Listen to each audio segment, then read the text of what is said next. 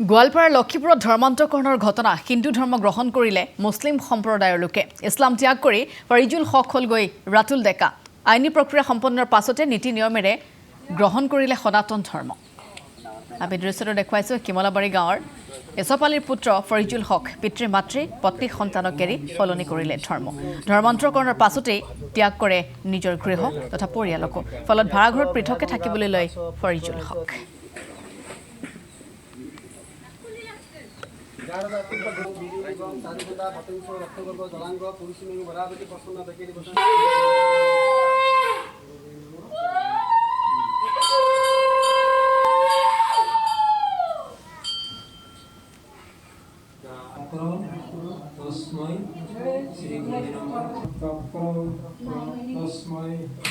श्री गुरुवे नमः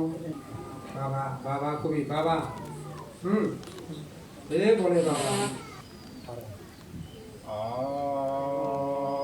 ओम कवि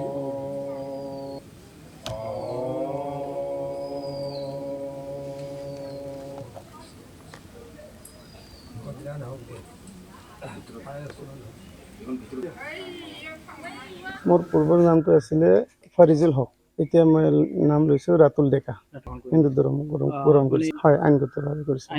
আহিলো মই সৰুৰ পৰাই ধৰক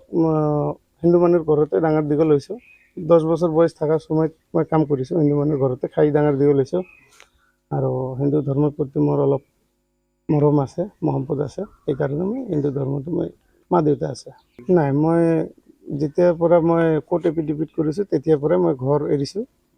মা দেউতাক মই কৈছো মই সনাতন ধৰ্ম গ্ৰহণ কৰিছো এতিয়া মই ঘৰত থাকিব নোৱাৰিম মই বেলেগ জায়গাত থাকিম আৰু মই দীক্ষাটো লোৱা নাই মানে সনাতন ধৰ্মটো মই বিশ্বাস কৰো আৰু মই জানো সৰুৰ পৰা হিন্দু মানুহৰ ঘৰতে আছিলো ডাঙৰ দীঘল হৈছো খাই পাই কিনে সেইকাৰণে মই সনাতন ধৰ্ম প্ৰতি মই এটা মৰম আহিছে মোৰ সেইকাৰণে মই সনাতন ধৰ্ম গ্ৰহণ কৰি লৈছো